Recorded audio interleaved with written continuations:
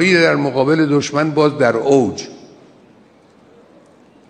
اینم باز از نهج البلاغه من یه جمله عرض کنم. فرماید که والله لا اکون کالضبع تنام علی طول اللدم.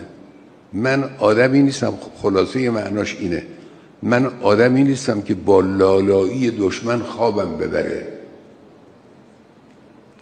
خیلیا با لبخند دشمن خاطرشون جمع میشه که دیگه خطری نیست.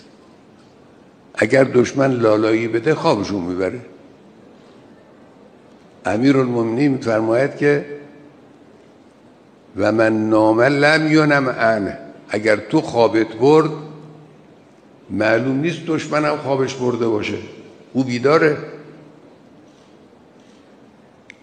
نوازش دشمن و لالایی دشمن موجب نمیشه من به خواب برم. یعنی این هوشیاری در مقابل دشمن در اوج.